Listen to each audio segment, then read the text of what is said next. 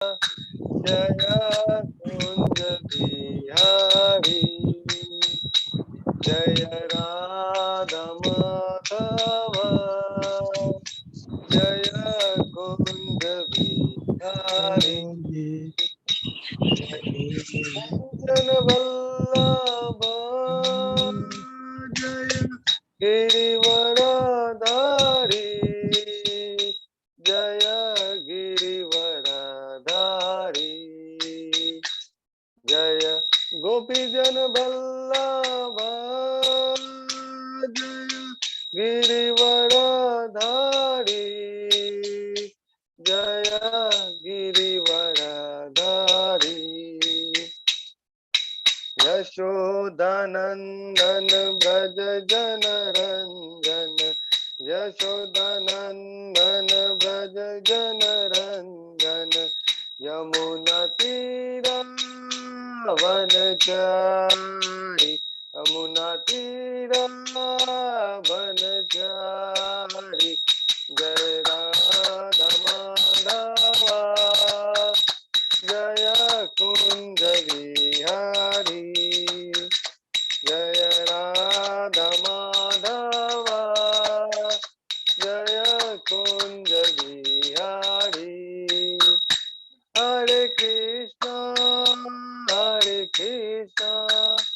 कृष्ण कृष्ण हरे हरे हरे राम राम राम हरे हरे हरे कृष्ण कृष्ण कृष्ण हरे हरे हरे राम राम राम हरे हरे हरे कृष्ण कृष्ण कृष्ण हरे हरे हरे राम राम राम हरे हरे हरे कृष्ण कृष्ण कृष्ण हरे हरे हरे राम राम राम हरे हरे गोविंद जय जय गोपाल जय जय गोविंद जय जय गोपाल जय जय राधा रमन हरि गोविंद जय जय राधा रमन हरि गोविंद जय जय जय राधा माधव राधे जय राधा गोविंद राधे जय राधा केशव राधे जय राधा दास बिहारी राधे जय राधा कुंज बिहारी राधे जय जय जगन्नाथ बलदेवा जय सुभद्रा जय गौर निताय जय गौर निताय जय जय प्रभुपाद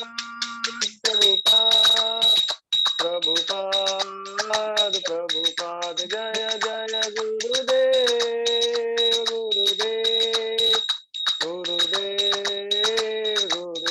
नित्य गौर हरि बोल निताय गौर हरि बोल निताय गौर प्रेमानंद हरि हरि बोल हरि बोल हरि गोविंद प्रभु बहुत सुंदर, बहुत ही सुंदर। इतना अच्छा गोविंद प्रभु करताल बजाना सीख हरि बोल में हरि बोल प्रभु जी दंडवत प्रणाम। दंडवत बहुत सुंदर गोविंद हरे कृष्ण प्रभु जी सभी दंडवत भक्तों को प्रणाम। दंडवत प्रताप। अभी हम लोग मंगलाचरण थैंक यू अमलेंद्र बाबू। अभी हम लोग मंगलाचरण करते हैं, ठीक है ना। हरे ओम अज्ञान तिमिरांधस्य ज्ञानांजन शलाकया चक्षुरुन्मीलितं येन तस्मै श्री गुरुवे नमः। श्री चैतन्य मनोभीष्टं स्थापितं येन भूतले स्वयं रूप कदा मह्यं ददाति स्वपदान्तिकं। वन्देऽहं श्रीगुरु श्रीयुतपदकमलं श्रीगुरु वैष्णवांश्च श्रीरूपं साग्रजातं सहगना रघुनाथं वितं तं सजीवं स्वाद्वैतं सावभूतं परिजं सहितं कृष्ण चैतन्य देवं श्री राधा कृष्ण पादान सहगना ललिता श्री विशाखा वेदांत च। नमो विष्णुपादाय कृष्ण पृष्ठाय भूतले श्रीमते भक्ति वेदांत स्वामी इति नामने। नमस्ते सरस्वती देवे गौरवाणी प्रचारिणे निर्विशेषा शून्यवादी पाश्चात्य देश तारिणे। वांछा कल्पतरुभ्यश्च कृपा सिन्धुभ्येव च पतितानां पावनेभ्यो वैष्णवेभ्यो नमो नमः। नमो महावदान्याय कृष्ण प्रेम पदायते कृष्णाय कृष्ण चैतन्य नामने गौरत्विषे नमः। हे कृष्ण करुणा सिंधु दीन बंधु जगतपते गोपेश गोपिका कांत राधा कांत नमस्तुते। तप्त कांचन गौरांगी राधे वृंदावनेश्वरी विश्वभानुसुते देवी प्रणमामि हरिप्रिये। नीलांचल निवासाय नित्याय परमात्मने बलभद्र सुभद्रायां जगन्नाथाय ते नमः। जय श्री कृष्ण चैतन्य प्रभु नित्यानंद श्री अद्वैत गदाधर श्रीवासादि गौर भक्तबिंद मुखम करोति वाचालम पंगु लंगे गिरिम यत्कृपातमहं वंदे श्री गुरु मदीनतारिणम परमानंद माधवम श्री चैतन्य ईश्वरम। हरे कृष्णा कृष्णा कृष्णा हरे हरे हरे राम राम राम हरे हरे। श्री श्री मंगलाचरण की जय। शिला प्रभुपाद की जय। हरे कृष्णा। आज के इस भागवतम क्लास में सभी भक्तों का हार्दिक स्वागत है। मेरा सभी भक्तों के चरणों में अभिनंदन दंडवत प्रणाम है। भगवान श्री कृष्ण गुरु आचार्य साधु की कृपा से हम लोग कई दिनों से भागवतम का अध्ययन कर रहे हैं और अभी हम चैप्टर 13 में हैं और शीर्षक है धृतराष्ट्र का गृह त्याग। उसके पहले हमने 12 अध्याय कंप्लीट कर चुके। बहुत जल्दी से उसको हम रिकैप करेंगे। प्रथम हमने पहले श्लोक के अंदर ही भगवान श्री कृष्ण के 7 एस्पेक्ट के बारे में सुना। उसके बाद से मैं भागवतम का महत्व क्या, उनके 7 एस्पेक्ट के बारे में सुना। और तीसरा श्लोक हमें भागवतम जो हमें आमंत्रित करता है पढ़ने के लिए। और उसके बाद में जो 6 प्रश्न सुत गोस्वामी से करते हैं नेमिषारण्य के मुनि और किस प्रकार सुत गोस्वामी डिटेल में उसका उत्तर देते हैं, वो हमने पहले, दूसरे, तीसरे अध्याय और चौथे, पांचवें, छठे अध्याय में श्रीमद् भागवतम का इतिहास के बारे में डिटेल में समझा कि भागवतम का जो किस प्रकार रचना, किस प्रकार नारद मुनि ने व्यास देव जी को प्रोत्साहित किया। 7वें अध्याय में से लेकर करके पूरे 11वें अध्याय तक के अंदर हमने देखा, स्पेशली 12वें अध्याय तक हम जाएंगे तो हम देखेंगे कि भगवान कितने भक्त वत्सल है, किस प्रकार वो जो पहले द्रौपदी को पर कृपा करते हैं कि किस प्रकार जब अश्वत्थामा ने उनके 5 पुत्रों का वध किया तो किस प्रकार वो अश्वत्थामा को दंड देते हैं और द्रौपदी को संतुष्टि करते हैं। उसके बाद में हमने देखा कुंती महारानी की किस प्रकार की प्रार्थना, उनकी भगवान के प्रति कितनी बड़ी आसक्ति, शरणागति और भक्ति है। और उसके बाद में हमने 9वें अध्याय में भीष्मदेव के त्याग के बारे में, 10वें अध्याय में जब भगवान श्री कृष्ण हस्तिनापुर छोड़कर द्वारका जा रहे हैं तो हस्तिनापुर का जो विरह भाव है, जो पांडव की क्या स्थिति थी है और वहाँ की जो रानियां हैं महलों में जो रहती थी वो भगवान के प्रति कितनी आसक्त भक्त थी, शरणागत, उसके बारे में सुना। 11वें अध्याय में भगवान जब द्वारका जाते हैं तो वहाँ के जो भगवान के पार्षद, नित्य पार्षद है, उनकी क्या मनोदशा रहती है, कैसा विरह भाव रहता है और किस प्रकार वो भगवान को वेलकम करते हैं, भगवान किस प्रकार उनके जो रेस्पेक्ट उनको रेसिप्रिकेट करते हैं। और इसका हमने डिटेल में वर्णन किया। स्पेशली जो भगवान की जो रानियां थी द्वारका में, जो रानियां था उनका जो भक्ति भाव है, जो भगवान की दिव्य शुद्ध भक्त है, उस 12वें अध्याय में परीक्षित महाराज का हमने उनका जो आश्चर्य में जो जन्म है उसके बारे में डिस्कस किया। और लास्ट में हमने देखा 12वें अध्याय में कि जो अश्वमेघ यज्ञ किया था युधिष्ठिर महाराज ने कृष्ण भगवान के निकट। 13वें अध्याय में हम आते हैं एक बहुत ही विशेष ये अध्याय जिसमें हमने देखा कि किस प्रकार विदुर जी आ कर करके धृतराष्ट्र को, वो जो इतने भौतिकवादी थे, इतने भौतिकता के प्रति आसक्त थे, किस प्रकार उनको आत्म साक्षात्कार ज्ञान प्रदान किया और कितने कटु शब्द बोल करके। देखिए, एक जो भक्त होता है वो केवल फ्लैटरिंग नहीं करता है, जो रियल वेल विशर होता है वो हमेशा हमारी कमजोरी को बताता है।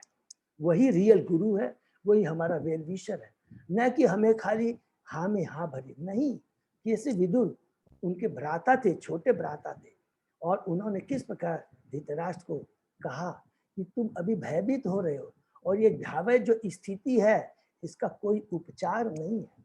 तुम बूढ़े हो चुके हैं और तुम्हारे सारे पुत्र मारे जा चुके हैं, और सबसे बड़ी बात यह है कि जिन लोगों को प्रति तुमने अत्याचार किया, विष दिया और उनको सारे राज्य छीन लिया, उन्हीं के रोटी के टुकड़े पर आप कुत्ते की तरह पल रहे हो।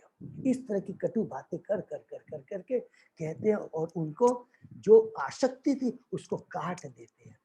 और ये भक्त ही कर सकता और कोई दूसरा नहीं कर सकता। भौतिक जगत में कोई ऐसी चीज नहीं है जो हमारी इस तरह की जो बहुत, क्योंकि माया इतनी प्रबल है, इतनी प्रबल है, 3 गुणों का प्रभाव इतना प्रबल है।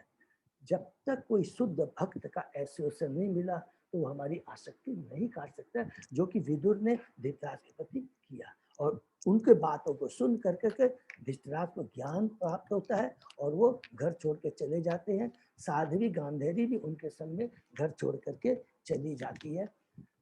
यहाँ पर फिर उसके बाद में युधिष्ठिर महाराज के बारे में बताते हैं कि किस प्रकार वो दुखी हो जाते हैं यहाँ पर, जबकि वो भगवान के शुद्ध भक्त है। लेकिन हम बद्ध जीवों के बारे में हम लोग को एक ज्ञान देने के लिए यहाँ पर बताते हैं कि किस प्रकार वो, उनकी अभी भी वो आसक्ति है। तो ऐसी वो आसक्ति नहीं है। ये 2 चीज है इसके अंदर में कि एक जो भगवान का शुद्ध भक्त होता है ना, वो हमेशा जब भी कुछ होता है वो अपने ऊपर दायित्व लेता, अरे मेरे चलते ऐसा कार्य होगा। ये अच्छे गुण है, इसमें कोई डाउट नहीं है। लेकिन एट द सेम टाइम में क्या है कि हम बद्ध जीवों के लिए, युधिष्ठिर महाराज के लिए के माध्यम से शास्त्र भगवान हमें बताते हैं कि देखिए कि जो कुछ भी है भगवान के नियम, भगवान के आदेश से होता है। तो वो जब इतने आसक्त हो जाते हैं और संजय से पूछते हैं कि मेरे ताऊ ताई का आएगा, और संजय भी बहुत दुखी हो जाता है कि हमारे स्वामी ने मुझे ठग लिया। तब यहाँ पर प्रभुपाद जी कहते हैं कि अच्छे कार्य के लिए अगर किसी का कल्याण होता है, जिसका दिव्य भक्ति के माध्यम पथ में अगर उसको आगे बढ़ाने के लिए कुछ झूठ भी बोलना पड़ता है तो वो अच्छा है।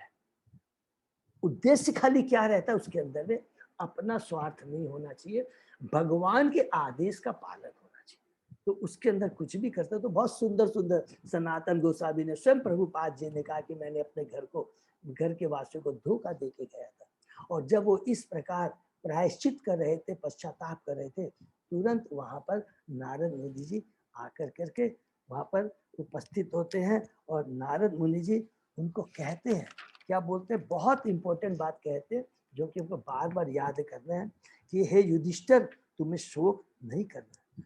जो कुछ भी हो रहा है ये भगवान के आदेश से, उनकी इच्छा से हो रहा है, क्योंकि सारे लोग परमेश्वर के अधीन है। वही सबों को पास पर लाते हैं और अलग अलग कर देते हैं। हम तो एक इस भौतिक जगत में जो भौतिक जगत का प्रवाह है, जिस पर एक नदी बहती है, हम देखते हैं जीवन में कि 2 तिनके कभी देखते हैं नदी में, हम जब देखते हैं किनारे पे खड़े होकर के, कभी कुछ चीज साथ में आ रही है फिर वो बिछुड़ जा रही है। हम अपने जीवन में देखते हैं, लेकिन क्या है, माया को समझ नहीं पाते हैं। हम लोगों से मिलते हैं, बिछुड़ जाते हैं, फिर मिलते हैं, बिछुड़ जाते हैं। तो ये चलना ही रहता है।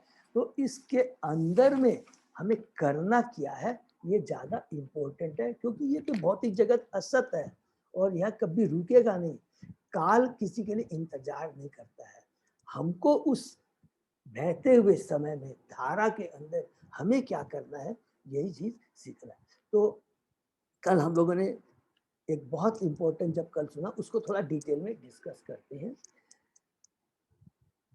नारद जी कहते हैं 42 श्लोक में, जिस प्रकार बैल एक लंबी रस्सी के नाक से नथनी होकर के बद्ध रहता है, उसी तरह मनुष्य जाति विभिन्न वैदिक आदेशों के बंध कर परमेश्वर के आदेशों को पालन करने के लिए बद्ध है। तो भगवान की जो आदेश है, जो भगवान ने शास्त्र स्पेशली देखिए लिखा गया है मनुष्यों के लिए, तो जब बार बार नारद जी भगवान शास्त्र बार बार मनुष्य मनुष्य कहते हैं, तो तुरंत हमें समझ जाना चाहिए कि हम कितने भाग्यशाली हैं, मनुष्य योनि कितनी दुर्लभ है, और हम कितने भाग्यशाली कि इसी मनुष्य योनि में एक हम दिव्य लक्ष्य की प्राप्ति कर सकते हैं, अर्थात भगवान से खोए संबंध को हम प्राप्त कर सकते हैं, और किसी भी योनि में ये चीज संभव नहीं है।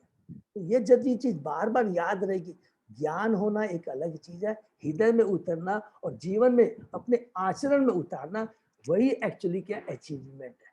तो ये चीज इसलिए तभी पॉसिबल है जब हम बार बार इसको याद करेंगे। तो प्रभुपाद जी तात्पर्य में कहते हैं, प्रत्येक जीव चाहे वह मनुष्य हो या पशु या पक्षी सोचता है कि वह स्वतंत्र है, किंतु वास्तव में भगवान के कठोर नियम से कोई भी स्वतंत्र नहीं है। भगवान के नियम कठोर है एवं किसी भी परिस्थिति में उनका उल्लंघन नहीं हो सकता। जिस हम लोग क्या है, क्यों हम इस माया जगत के जेल में है। हो सकता है कि कोई ए क्लास का कैदी हो, अर्थात कोई बी क्लास का हो, कोई सी क्लास का हो, है तो कैदी। अगर ए क्लास का कैदी है, इसका मतलब ये नहीं कि अरे मैं बहुत अच्छी फैसिलिटी इंजॉय कर रहा, अरे मूर्ख, तुम फैसिलिटी तो इंजॉय कर रहा लेकिन है तो ए क्लास का कैदी। तो जो बुद्धिमान आदमी होगा उसको बोला जाए कि ठीक है तेरे को सी क्लास से प्रमोट करके ए क्लास में दे देता हूँ जिसमें ए ई सी टी बी सब रहेगा, तो बुद्धिमान आदमी बोलेगा क्या पागल जैसी बात कर रहा भैया, मेरे को पहले जेल से तू निकाल। तो जो हमको भी क्या जेल से निकलना है, तो जब तक इस जेल में रहेंगे भगवान के जो कठोर नियम है उसका हम उल्लंघन नहीं कर सकते। अगर जेल तोड़ के जाएंगे, अगर जेल का उल्लंघन करेंगे तो क्या होगा, हमारी जो जेल कैदी की जो अवधि है, जो जेल काटने की जो अवधि और बढ़ जाएगी, अर्थात अगला हमें जन्म भी फिर इस मनुष्य योनि में सॉरी इस भौतिक जगत में लेना पड़ेगा, और वही जन्म मृत्यु जरावाती के चक्कर में हम लोग घूमते रह जाएंगे। धूर्त लोग मनुष्यों के द्वारा बनाए गए नियमों से बच सकते हैं। देखिए बहुत इंपॉर्टेंट बात प्रभुपाद जी ने कल हमने पढ़ा, किंतु परम नियंता के बनाए गए नियमों को उल्लंघन भी तनिक भी संभावना नहीं है। और इसलिए बुद्धिमानी यही है कि जीव मनुष्य परमेश्वर के आदेश का पालन करके अपने को इस भव बंधन से निकलने की तैयारी करे। आगे हम पढ़ते हैं कि बहुत सुंदर यहाँ पर भी उपमा दी गई कि जिस प्रकार खिलाड़ी अपनी इच्छा अनुसार खिलौनों को सजाता तथा बिगाड़ता है, उसी पर भगवान की परम इच्छा मनुष्यों को पास पास लाती है और उन्हें विलक भी करती है। प्रभुपाद जी कहते हैं, हम जिन पर हम जितने भी हमारे जिस पद पर है आज के दिन, जो भी पद पर है वो हमारे विगत कर्मों के अनुसार परम नियमता द्वारा नियोजित, अर्थात हमारा जो भी पद है, जिस भी पोजीशन में है, हम गरीब हैं, हम अमीर हैं, हम एक बुद्धिमान है, एक टीचर है, डॉक्टर है, जो भी पद हमको मिला हुआ ये हमारे पिछले कर्म के अनुसार भगवान उसको स्वयं नियोजित करते हैं, ये हमारे हाथ में कुछ भी नहीं। तो हमने पढ़ा अंतकाली चय मामे स्मरण मुक्तवा कलेरम, और सो मरते समय यम यम वापी स्मरण भाव, जैसे जैसे हमारी इच्छा सोच लेते उसी के अनुसार हमें पद मिलता है, सुविधाएं मिलती है इस भौतिक जगत, ठीक है। लेकिन विशेष मामले में भगवान की इच्छा से ऐसे कर्मफल बदल भी जाते हैं। ये बहुत इंपॉर्टेंट बात प्रभुपाद जी डिटेल में, ऐसा भगवान की इच्छा से ही हो सकता है और भगवान द्वारा ही हो सकता है, अन्य किसी के द्वारा नहीं। ऐसा परिवर्तन विशेष रूप से भगवान अपने शुद्ध भक्तों के प्रति करते हैं। अतः जिसने भगवान की शरण ग्रहण कर ली है, भगवान उसे सारे पाप फल को से बचाते हैं, और जिसके जो पाप फल है उसे नष्ट कर देते हैं। गीता का याद है सबको, 90वें अध्याय का 30वां और 31वां बहुत इंपॉर्टेंट है। उससे पढ़ने से क्या होगा कि हमें एक उत्साह मिलेगा कि भक्ति करेंगे, अड़चन आएगी, थोड़ा डाउनफॉल भी हो सकता है क्योंकि माया पर, लेकिन हमें भगवान बचाएंगे। एक बार भक्ति में हम जुड़ जाते हैं, बाकी हमको बचाने का, हमारी रक्षा करने का, हमारे कल्याण का कार्य भगवान स्वयं देते हैं। आगे हमने पढ़ा, नारद जी कहते हैं वियोग की जो भावनाएं रहती है केवल मोह जनित स्नेह के कारण, हमारा जो भौतिक अटैचमेंट है उसके चलते हम लोग संयोग और वियोग के बारे में सोचते हैं। जो डिटेल्ड है, केवल भगवान के प्रति आ सकता है, तो वो कभी भी परिवार में वियोग हो गया, संयोग हो, वो कभी भी फील नहीं करेगा। इस तरह की उसकी भगवान के प्रति आसक्ति हो, इस तरह उसका दिव्य ज्ञान हो जाता है। अब तुम कुछ सोच रहे हो कि वे असहाय प्राणी तुम्हारे बिना नहीं किस तरह रहे। ये बहुत इंपॉर्टेंट लाइन नारद जी युधिष्ठिर को कहते हैं कि तुम सोच रहे हो कि तुम्हारे बिना तुम्हारे ताऊ और ताई जी कैसे रहेंगे। इसको बोलते हैं डूअर मेंटेलिटी। दैट इज, इसको अंडरलाइन करेंगे, डूअर मेंटेलिटी। डूअर मेंटेलिटी में कब क्या होता है कि मैं करने वाला हूँ, ये मेरे ऊपर आश्रित है। तो ये जो डूअर मेंटेलिटी है ये बहुत बड़े बंधन का कारण है, और इसको काटना ये हम सब लोगों में है। और ये यदि कट जाती है तो समझ लीजिए एक बहुत बड़ा हम भगवान के आदेश का पालन करते हैं और भगवान की भक्ति में हम बड़ी जोरों से जा सकते हैं। अगर ये डूअर मेंटेलिटी कि मैं करता हूँ, मेरे चलते मेरा परिवार चल रहा है, मेरे चलते ये इंस्टीट्यूशन, मेरे चलते ये देश चल रहा है, इसको बोलते हैं डूअर मेंटेलिटी। इसको हमें काटना है। तो प्रभुपाद जी तात्पर्य में कहते हैं जब हम अपने सगे संबंधियों को असहाय तथा अपने ऊपर आश्रित सोचते हैं तो यह अज्ञानता के कारण है, भौतिकता के कारण।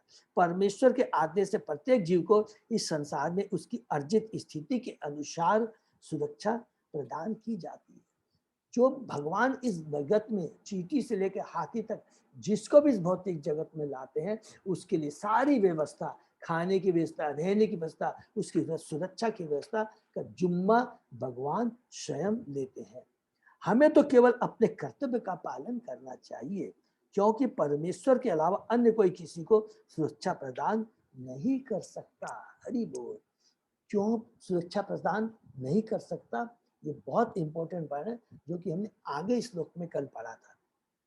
क्या पढ़ा? 5 तत्वों से निर्मित यह स्थूल भौतिक शरीर पहले से ही, बहुत ध्यान से सुनेंगे, काल, कर्म तब प्रकृति के 3 गुणों के अधीन है। तो फिर किस तरह वह अन्यों की रक्षा कर सकता है जबकि वह स्वयं सर्प के मुंह में पड़ा हुआ है। तो हमने पढ़ा प्रत्येक जीव इस भौतिक जगत में वो काल, कर्म और 3 गुणों के प्रभाव से बंधा हुआ है। तो जो स्वयं यदि बंधा हुआ है तो दूसरे काल के सर्प के मुंह में, पैराथन के मुंह में यदि वो खुद ही यदि पड़ा हुआ है तो दूसरे को वो कैसे सुरक्षा प्रदान कर सकता है। तो हमको पहले अपनी सुरक्षा करनी है, आध्यात्मिक ज्ञान प्राप्त करके, फिर दूसरों को आध्यात्मिक शिक्षा देकर, ज्ञान देकर उसको भी इस भौतिक जगत से छुटकारा दिलाने का प्रयत्न करना। तो इसके बाद प्रभुपाद जी तात्पर्य में, प्रभु जी, हाँ माता जी, मैं बोल रही थी कि जैसे काल सर्प के मुंह में तो हम सभी पड़े हुए हैं, हाँ माता जी, तो मैंने एक्चुअली मैं थोड़ा सा वो सोच रही थी कि कहीं कहीं भाई किसी किसी की टिप्पणियों में रहता है काल सर्प योग, तो किसी किसी के में क्यों रहता है? सभी तो काल के सर्प में ही हम लोग मुंह में ही है।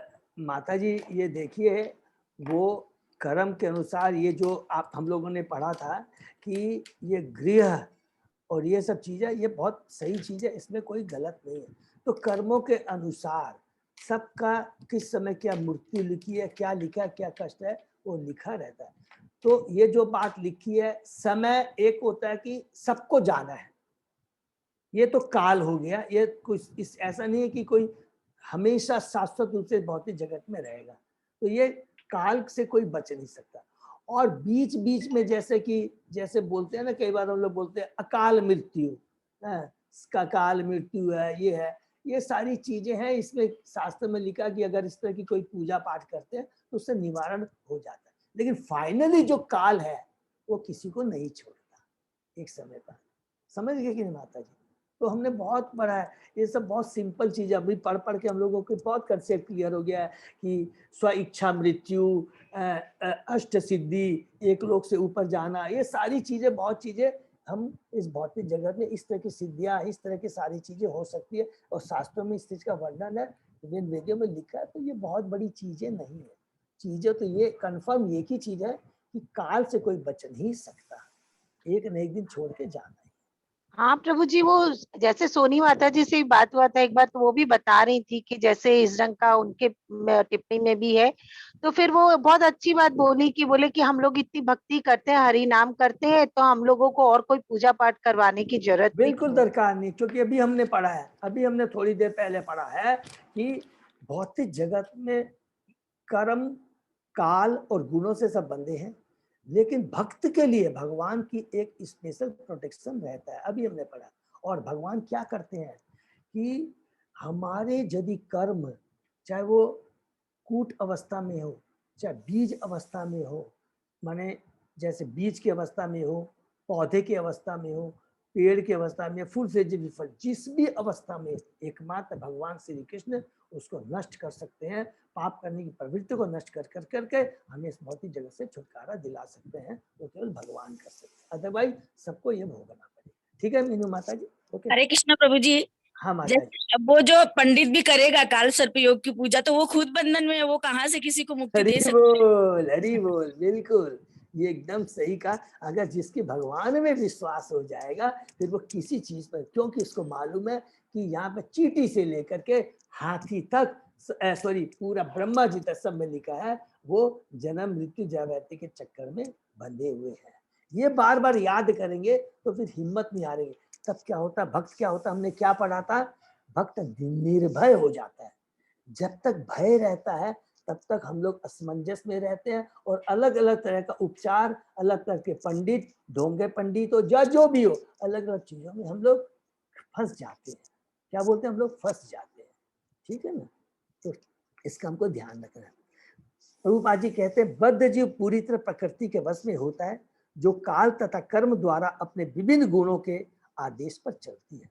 यदि हम अस्थायी रूप से कोई भी लाभ प्राप्त कर भी लेते हैं, बहुत सुनिए मीनू माता जी, तो समय बीतने पर काल द्वारा यह अच्छी परियोजना विनष्ट कर दी जाती है। अगर हम कोई भी पूजा पाठ या कुछ भी टेम्पररी जैसे कुछ भी चीज अर्जित भी कर लेते हैं, जो कि पॉसिबल, हमने कहा ना अष्ट बहुत अच्छा, लेकिन समय आने पर वो क्योंकि वो अस्थायी है, जो भी हम प्राप्त है वो अस्थायी है, लेकिन समय आने पर वो सारी चीज काल द्वारा, सारी योजनाएं सब कुछ है वो हमें विनष्ट कर दी जाती है।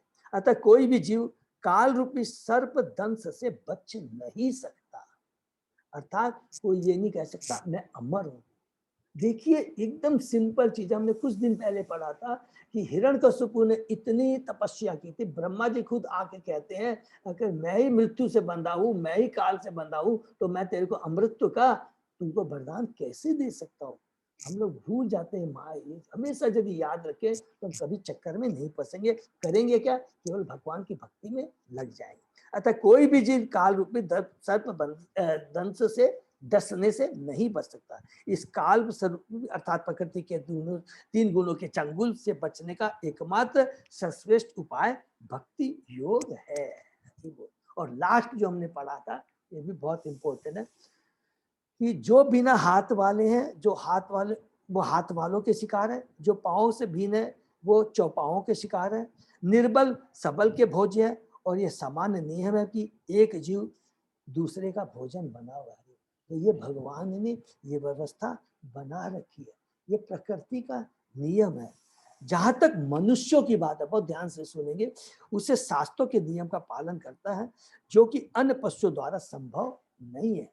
हमें पशु विवृत्ति में नहीं जाना, मनुष्य के लिए जो नियम भगवान ने बनाया है उसको ध्यान। मनुष्य किसके लिए, ये जीवन आत्म साक्षात्कार के लिए है, इसलिए उसे भगवान के को अर्पित किए हुए प्रसाद को ही खाना चाहिए। भगवान अपने भक्तों से केवल शाक, फल, पत्ता, अन्न के बारे में ही व्यंजन स्वीकार करते हैं और कुछ नहीं। आगे प्रभुपाद जी कहते हैं, ये युधिष्ठिर महाराज के लिए बोलते हैं, किसी को किसी भी परिस्थिति में अपने जीवन निर्वाह के लिए चिंतित नहीं होना चाहिए, क्योंकि सर्वत्र जीव है और भोजन के अभाव में एक भी जीव भूखा नहीं मरता।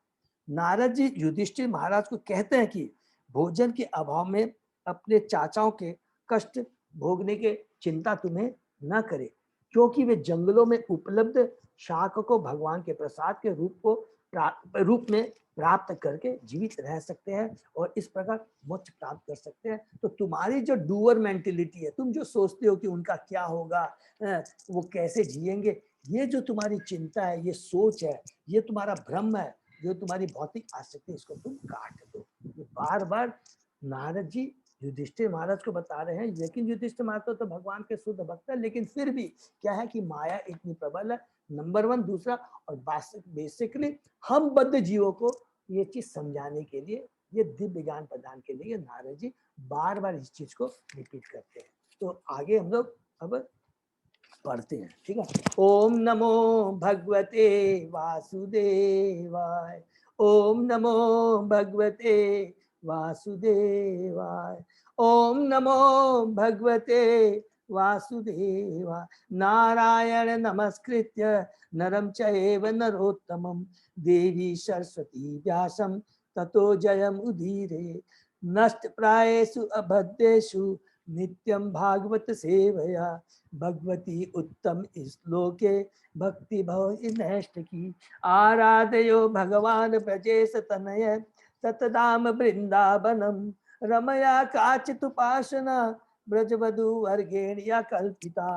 श्रीमद्भागवतम प्रमाणम अम्लम प्रेमा पुमर्थो महान चैतन्य महाप्रभो मतम इदम तत् आदरो न पर। हरे कृष्णा कृष्णा कृष्णा हरे हरे, हरे राम राम राम हरे हरे। हरे कृष्णा। अजय प्रभु, श्लोक नंबर 48 से। हाँ प्रभु जी। Okay, thank you. तत्इदं भगवान राजन एका आत्मनाम स्वद्रिक अंतर अनंतर भाति पश्यतम मायया उरुधा। अतः हे राजन, तुम्हें एकमात्र परमेश्वर को देखना चाहिए जो अद्वितीय है और जो विभिन्न शक्तियों से साक्षात प्रकट होते हैं और भीतर तथा बाहर दोनों में है। तो यहाँ थोड़ा समरी में करके निकल, भीतर और बाहर दोनों में है। सबको मालूम है कि भगवान भीतर में परमात्मा के रूप में है और बाहर में वे गुरु तथा शास्त्र के रूप में अपनी अभिव्यक्ति द्वारा सुधारते रहते हैं। तो मनुष्य को भगवान की ओर ही दृष्टि लगानी चाहिए और इधर उधर उन्हें अपने मन को नहीं लगाना चाहिए। तो अच्छा, थोड़ा सा हम लोग पढ़ लेते हैं एक बार। भगवान अद्वितीय है, किंतु वे अपनी विभिन्न शक्तियों के द्वारा स्वयं प्रकट होते हैं।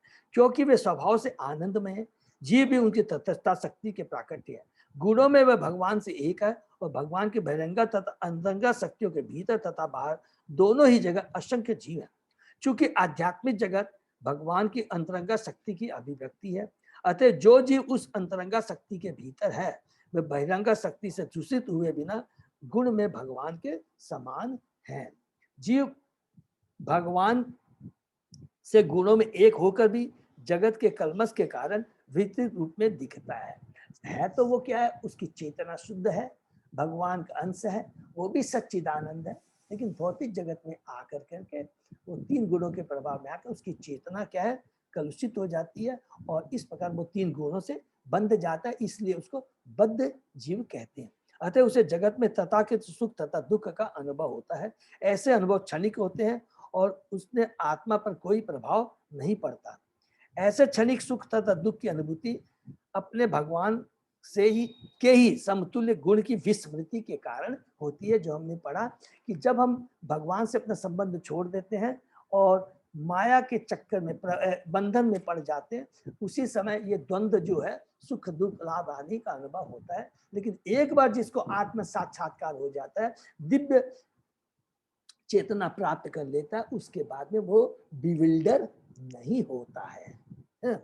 किंतु बाहर से भीतर तथा बाहर एक नियमित धारा प्रवाहित होती रहती है, जिससे जीव अपनी पतित अवस्था को सुधार सकता है, जो कि अभी हमने डिस्कस किया। क्या भीतर से अंतर्यामी परमात्मा के रूप में इच्छा करने वाले जीवों को सुधारते हैं और बाहर से वे गुरु तथा शास्त्रों के रूप में अपनी अभिव्यक्ति द्वारा सुधारते रहते हैं। मनुष्य को भगवान की ओर ही दृष्टि लगानी चाहिए। हरि मीता, ठीक है, ये बहुत इंपॉर्टेंट है।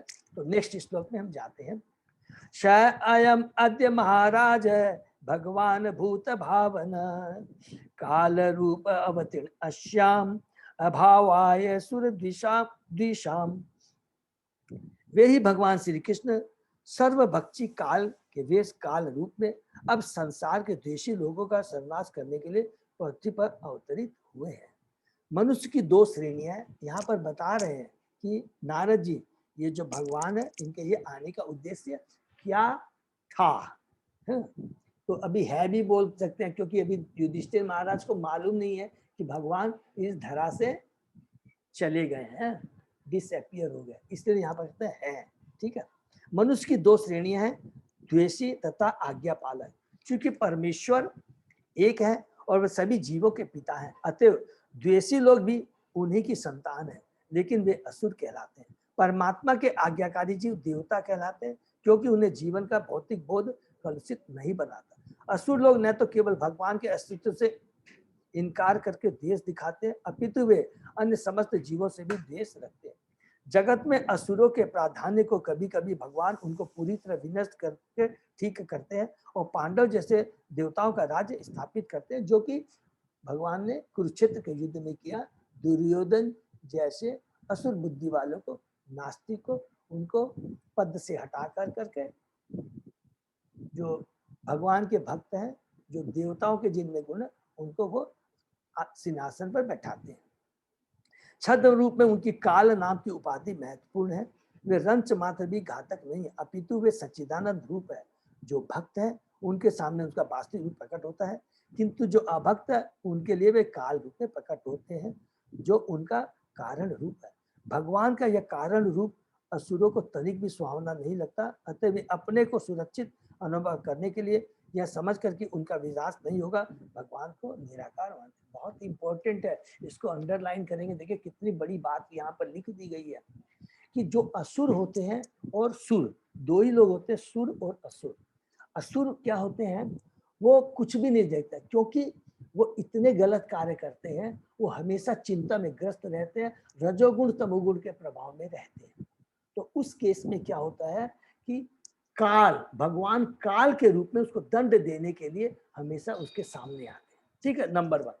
और जो भगवान का जो शुद्ध भक्त होता है वो हमेशा भगवान के रूप को देखता है, भगवान के विग्रह को देखता है, उसमें आनंद का अनुभव करता है, तो उसको समझ में आता है हाँ ये भगवान है। लेकिन जो द्वेषी नास्तिक, जिसने भगवान का रूप का दर्शन नहीं किया, भगवान को नहीं देखा, तो भगवान उसके सामने कैसे प्रकट हो सकते हैं? तो जिसने भगवान का रूप ही नहीं देखा है, भगवान की भक्ति नहीं किया है, तो वो क्या दे सकता? भगवान उसका किस रूप में होते हैं?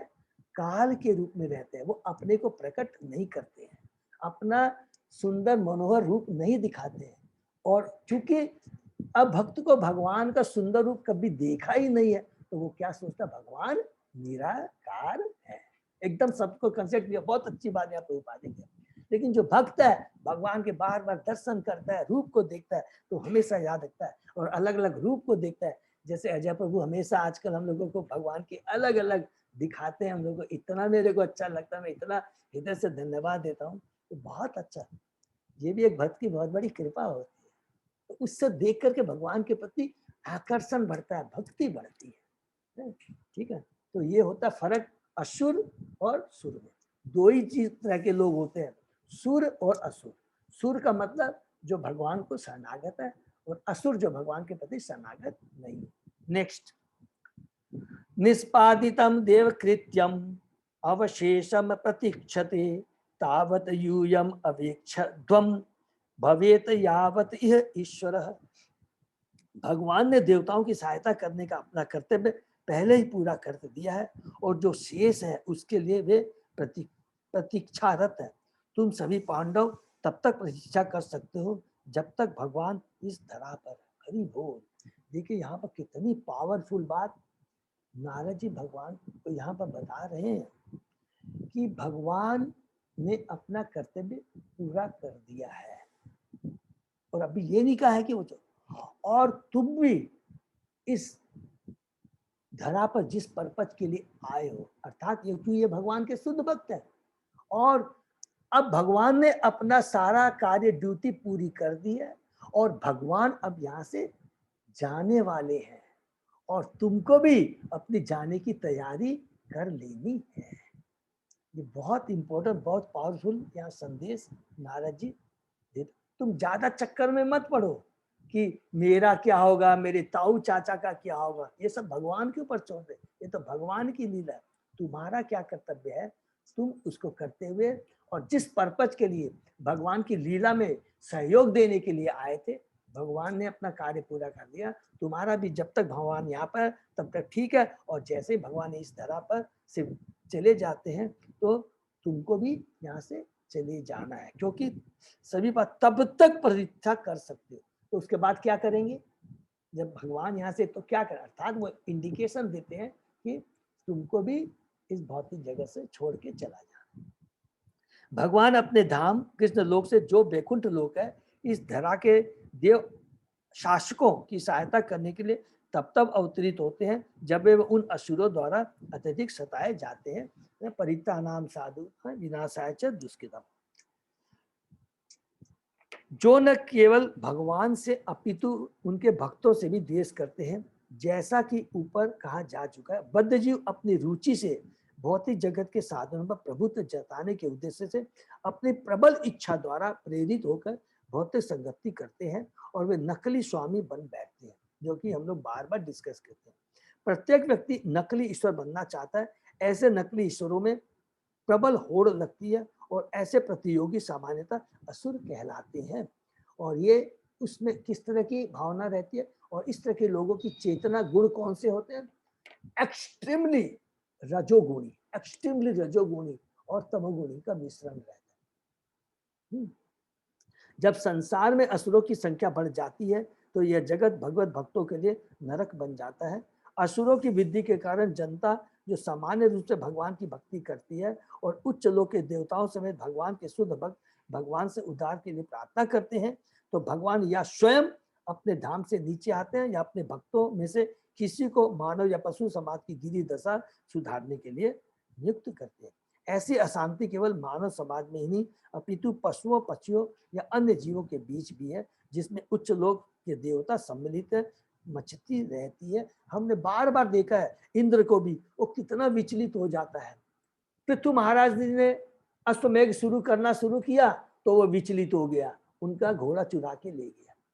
ये देखिए ये बहुत माया कितनी प्रबल है। ऐसा नहीं है कि ये कितनी सुंदर बात प्रभु बात कहते हैं। ये होड़, ये कंपटीशन पूरे पूरे ब्रह्मांड में ये लगा रहता है। ठीक है, भगवान श्री कृष्ण ने तब कंस, जरासंध, शिशुपाल जैसे असुरों का वध करने के लिए स्वयं अवतार लिया। महाराज युधिष्ठिर के शासनकाल में लगभग इन सारे असुरों का वध भगवान ने किया।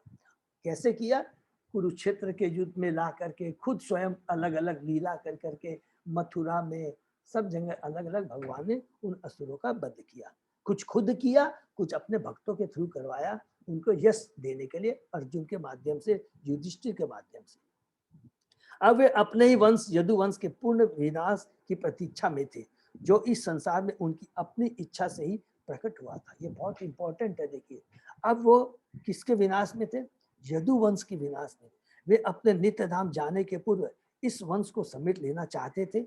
नारद ने विदुर की तरह यदुवंश के आसन्न विनाश की बात प्रकट नहीं होने दी, किंतु अप्रत्यक्ष रूप से उन्होंने राजा तथा उनके भाइयों से संकेत कर दिया कि वे इस घटना के घटने तथा भगवान के प्रयाण करने तक प्रतीक्षा करें। ये बहुत पावरफुल श्लोक है और बहुत बड़ी शिक्षा हमारे लिए है कि भगवान के आने का उद्देश्य क्या होता है।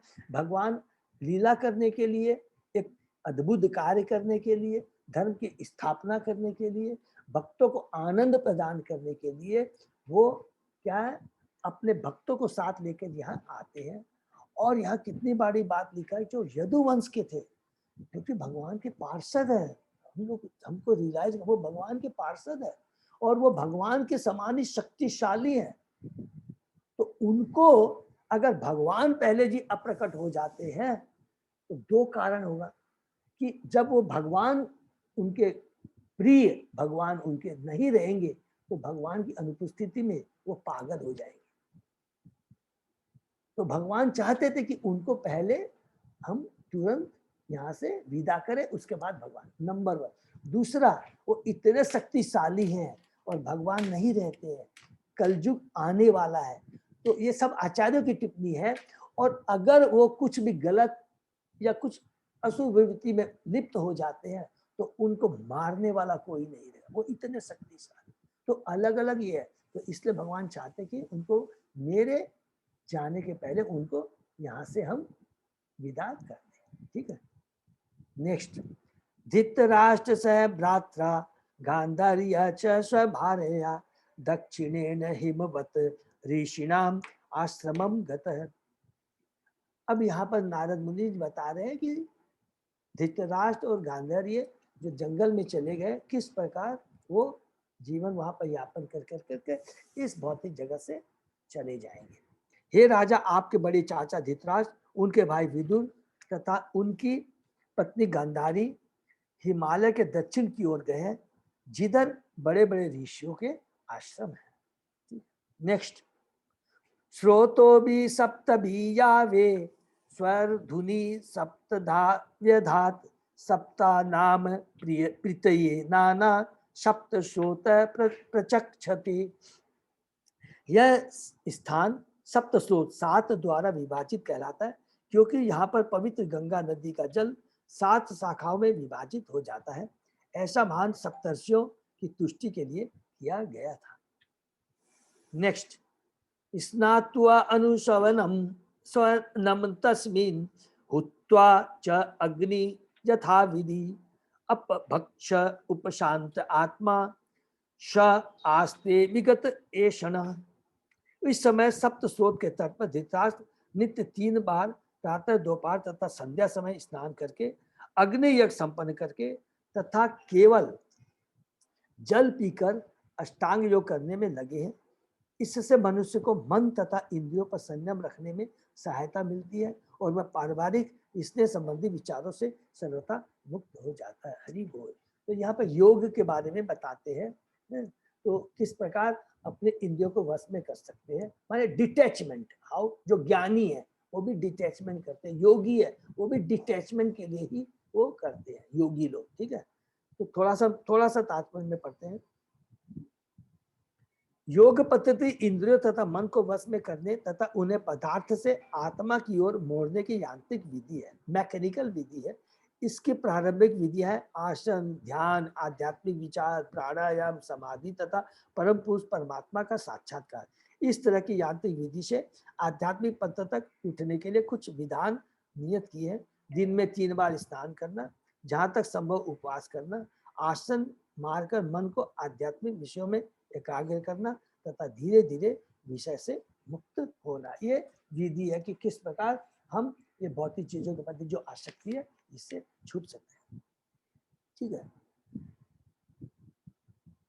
नेक्स्ट, या लास्ट में थोड़ा सा ये अच्छा सा लिखा इसी परपोर्ट के एकदम लास्ट में, वह कभी योगी नहीं बन सकता। योगी तथा भोगी 2 विरोधी शब्द, एक होता है योगी और एक भोगी। भोगी अर्थात जो खाता पीता आनंद करता है, योगी नहीं बन सकता, अर्थात जो गृहमेधी होता है। भोगी अर्थात जो खाता पीता आनंद, योगी नहीं बन सकता, क्योंकि योगी तो मन माना खाने तथा पीने की छूट नहीं है। योगी को हमें इस बात पर ध्यान देने से लाभ होगा कि धृतराष्ट्र ने केवल जल पीकर तथा एकांत में बैठकर भगवान हरि के विचारों में लीन होकर अपना योग प्रारंभ किया था। कि माने वो जस्ट प्रभुपाद बताते हु इज भोगी। नेक्स्ट, जीत आसन जित श्वास प्रत्याहृत सट इंद्रिय हरि भावनया ध्वस्त रज सत्तम मल। जिसने यौगिक आसनों तथा श्वास लेने की विधि को वश में कर लिया है, वह अपनी इंद्रियों को भगवान के प्रति मोड़कर प्रकृति के गुणों अर्थात सतो रजो तथा तमो गुणों के कल्मश के प्रति निश्चेष्ट बन सकता है। ठीक, इसको थोड़ा सा हम पढ़ लेते हैं। योग विधि के प्रारंभिक कार्य आसन, प्राणायाम, प्रत्यायाम, ध्यान, धारणा आदि, जो कि हम लोगों ने गीता के 6वें अध्याय में ध्यान योग में पढ़ा है। महाराज धृतराष्ट्र को इन प्रारंभिक कार्यों में सफलता प्राप्त करनी थी, क्योंकि वे पवित्र स्थान पर आसीन थे और एक ही लक्ष्य अर्थात हरि पर ध्यान लगाए थे। इस तरह उनकी सारी इंद्रियां भगवान की सेवा में लगी थी। यह विधि भक्त को प्रकृति के तीनों गुणों के कलमश से मुक्ति दिलाने में सहायक होती है, अर्थात तमोगुण रजोगुण से ऊपर आने में। जब सतोगुण भी जो कि सर्वोच्च गुण है, भव बंधन का कारण है, तो अन्य गुणों रज तथा तम के विषय में क्या कहा जाए। हरि बोल, जो हमने डिस्कस किया है, नहीं तो कभी ऐसा नहीं लिखा होता कि हम लोग 3 गुणों से बंधे हैं, रजोगुण, तमोगुण और सतोगुण से भी हम लोग बंधे हैं। क्योंकि सतोगुण में भी क्या है, आसक्ति रहती है, लेकिन क्या है, बुद्धि निर्मल होती है, उसमें जजमेंट की एक बुद्धि मति, जिसको बोलते हैं तुम्हारी मति मारी गई, वो चीज नहीं रहती है। क्या सही है क्या गलत है वो सोच सकता है, ठीक है, इस तरह का वो चीज लगता है। रज तथा तमोगुण से भौतिक भोग की इच्छा बढ़ती है और प्रबल काम इच्छा से संपत्ति तथा शक्ति के संचय को बल मिलता है। जिसने इन दोनों अधम प्रवृत्तियों को जीत लिया है और सतोगुण के पद को प्राप्त कर लिया है, जो ज्ञान तथा नैतिकता से पूर्ण है, वह भी इंद्रियों को अर्थात नेत्र, जीव, नाक, कान तथा स्पेंद्रियों को वश में नहीं कर, किंतु जिसने उपयुक्त विधि से भगवान हरि के चरण कमल में आत्मसमर्पण कर दिया है, वह प्रकृति के गुणों के प्रभाव को पार कर सकता है और भगवान की सेवा में स्थिर हो सकता है। अतः भक्ति योग विधि इंद्रियों को सीधे भगवान की प्रेमा भक्ति में लगाती है।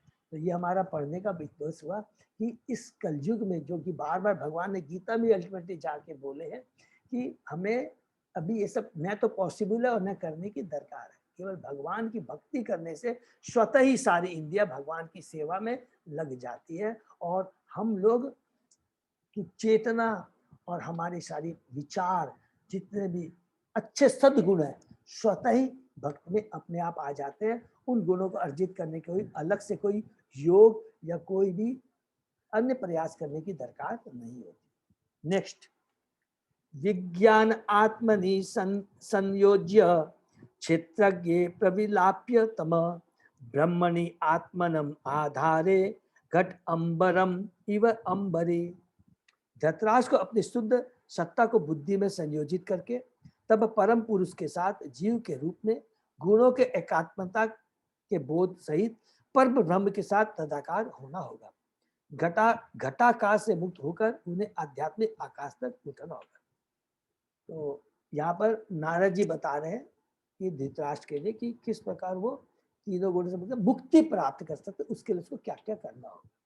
जीव भौतिक जगत पर प्रभुता जताने तथा परमेश्वर के साथ संयोग न करने की इच्छा से महत्व से संपर्क करता है और इस महत्व से भौतिक जगत, बुद्धि, मंत्र, इंद्रियों के साथ उसकी झूठी पहचान बनती है। इससे उसकी शुद्ध आध्यात्मिक पहचान प्रच्छन्न हो जाती है। तो यहाँ प्रभुपाद जी बता रहे हैं कि किस प्रकार जीव किस प्रकार भौतिक जगत में आता है, किस प्रकार महत्व 3 गुणों से बंधन में बंद करके वो प्रच्छन्न हो जाता है। मानी उसकी जो चेतना है वो बंध जाता है, सिंपल चीज है वो बंध जाता है। योग विधि से जब आत्म साक्षात्कार इसकी शुद्ध पहचान की अनुभूति हो जाती है तो उसे 5 स्थूल तत्व तथा मन और बुद्धि नामक सूक्ष्म तत्वों को संयोजित करके मूल स्थिति में अर्थात पुनः महत्व तत्व में लौटना होता है और इस प्रकार महत्व के बंधन से छुटकर परमात्मा में तदाकार होना होता है। दूसरे शब्दों में उसे इसकी अनुभूति होती है कि वह परमात्मा से अभिन्न है, अर्थात धीरे धीरे धीरे धीरे वो क्या है, उसे परमात्मा का ज्ञान हो जाए। इस तरह वह अपनी शुद्ध पहचान कर करके भौतिक आकाश को पार कर सकता है और इस तरह भगवान की दिव्य प्रेमा भक्ति में प्रवृत्त होता है। विदुर तथा भगवान की कृपा से धृतराष्ट्र ने आध्यात्मिक पहचान की यह सिद्धि अवस्था प्राप्त कर ली। क्यों कर ली कोई भी बता सकता, सिंपल, क्योंकि उसने भक्त का एसोसिएशन, विदुर जैसे शुद्ध भक्त का एसोसिएशन किया था। और जब तक शुद्ध भक्त का एसोसिएशन नहीं मिलता है तो माया की जो आवरण है, जो भौतिकता का इतना जो आवरण है, जो आसक्ति, उसको पार पाना, उसको काटना बहुत ही मुश्किल है। विदुर के संपर्क से उन्हें भगवान की कृपा प्राप्त हो सकी और जब वे विदुर के उपदेशों का पालन कर रहे थे तो भगवान ने सिद्ध अवस्था प्राप्त करने में उनकी सहायता की। इसको अंडरलाइन कर लेंगे। जब वे विदुर के उपदेशों का पालन कर रहे थे, जब वो भगवान का जो शुद्ध भक्त का एसोसिएशन करता है, उससे ज्ञान प्राप्त करता है, तो उसमें भगवान स्वयं आगे आकर के सहायता करते हैं। हरि बोल। नेक्स्ट, ध्वस्त माया गुण उदरक निरुद्ध करण आशय निवर्तित अखिल आहार आस्ते स्थाणु इव अचल तस्य अंतराय मा एव वभु संन्यस्त अखिल कर्मण। उन्हें इंद्रियों के सारे कार्य बाहर से भी रोक देने होंगे और प्रकृति के गुणों से प्रभावित होने वाली इंद्रियों की अंत क्रियाओं के प्रति भी अभेद्य रहना होगा।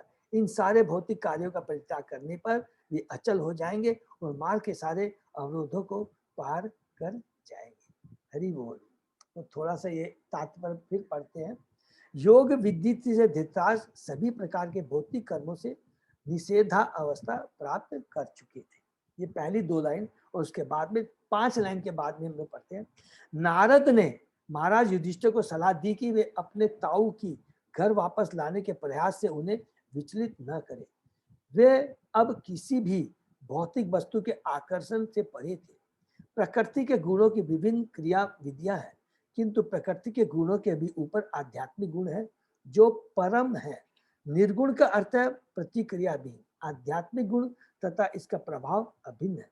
अतः आध्यात्मिक गुण को निर्गुण कहकर भौतिक गुण से विभेद किया जाता है। प्रकृति के गुणों से पूर्णतः अवरुद्ध होने पर मनुष्य आध्यात्मिक मंडल में प्रवेश करता है और आध्यात्मिक गुणों से प्रेरित कर्म भक्ति कहलाता है। हरि बोल। अतः भक्ति निर्गुण है, तीनों गुणों से ऊपर है, जिसे ब्रह्म के प्रत्यक्ष संपर्क द्वारा प्राप्त किया जा सकता है। भगवान के भक्तों के संकल्प में है कि क्या, ये बहुत इंपॉर्टेंट लाइन जो पहले लिखा है ना, ये बहुत बड़ी बात है। योग विधि से धृतराष्ट्र सभी प्रकार के भौतिक कर्मों से निवृत्त हो चुके थे।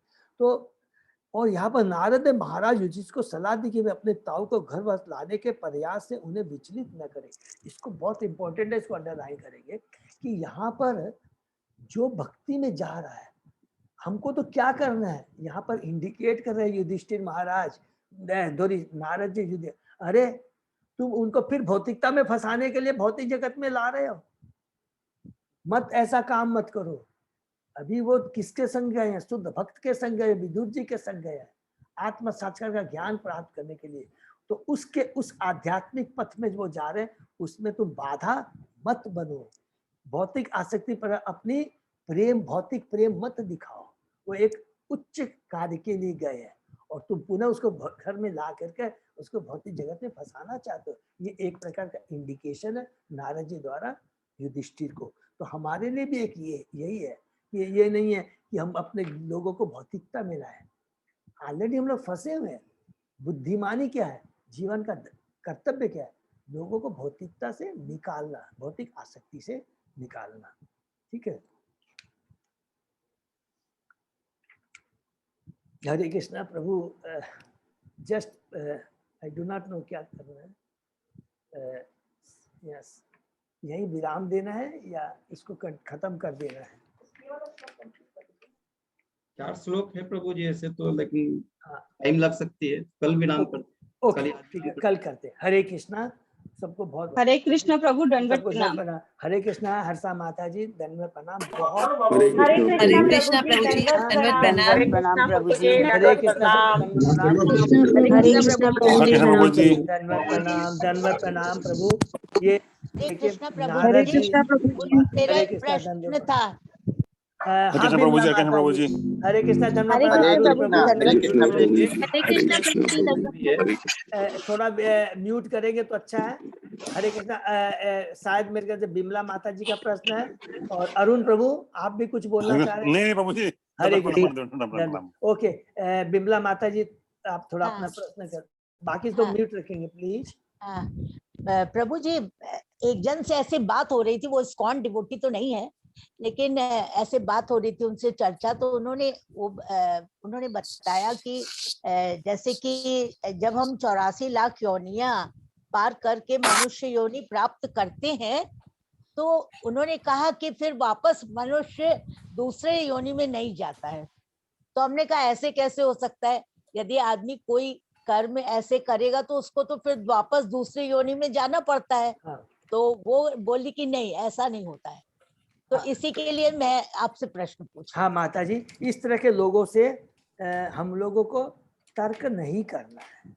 अच्छा, तर्क नहीं करना है, इसलिए हम लोग बार बार डिस्कस करते हैं कि जो चीज भी बातें करें हम शास्त्र के अनुसार ही बात करेंगे। हमारे को इतनी बड़ी कृपा प्रभुपाद जी की हो गई है। अभी हम लोग ने थोड़े दिन पहले पढ़ा था कि वो नरकगामी होता है।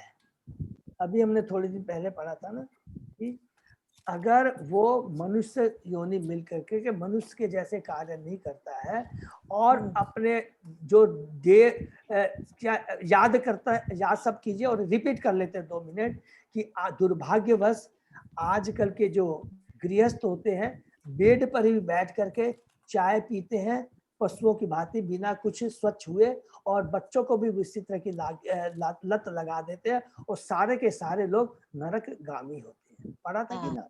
हाँ हाँ प्रभु। तो फिर इसीलिए मैंने उनसे कहा कि भाई मान प्रभु जैसे ये कि- वाली बात फिर से जैसे- बताइएगा ना।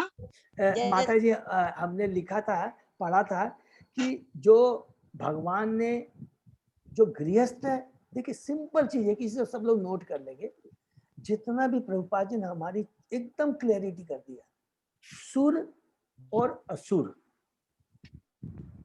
जो गृहस्थ उसको बोलते हैं जो भगवान को केंद्र में रख कर करके अपना जीवन यापन करता है, अर्थात भगवान को केंद्र में रखकर अपने आश्रितों को, बच्चों को, पति पत्नी सब एक दूसरे को भगवान का केंद्र में रख करके सारा जीवन यापन करते हैं। अगर कोई भगवान को केंद्र में न रख कर करके गृह मेदी बन कर करके, एक गृह मेदी is not better than animal, केवल वो क्या है 2 पांव का वो पशु होता है और मनुष्य योनि बहुत दुर्लभ होती है। अगर वो जिस उद्देश्य के लिए मनुष्य योनि मिली है उस उद्देश्य को पूरा ना कर करके अपने मनुष्य योनि का दुरुपयोग करता है, तो विमला माता जी 100% जैसे वो कार्य करेगा तो ये आप याद के तो वही मिलेगा। फिर उनको माता जी मैंने उनको चीटी तक बन सकता है, चीटी तक बन सकता है माता जी।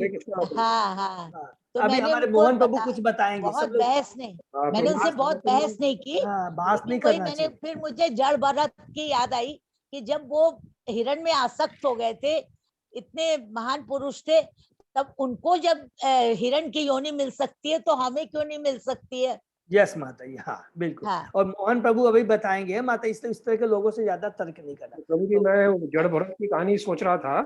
हाँ इस बाकी जो बाहर के लोग हैं वो इतने अच्छी तरह से भागवतम सुनते नहीं है, ये उनको ज़्यादा पता नहीं होता है। तो माता जी ने स्वयं ही बता दिया जो मैं कहने वाला था कि जड़ भरत जी को आपके स्तर से आके एक हिरण बनना पड़ा था और फिर उनको मनुष्य बनने की सुविधा मिली।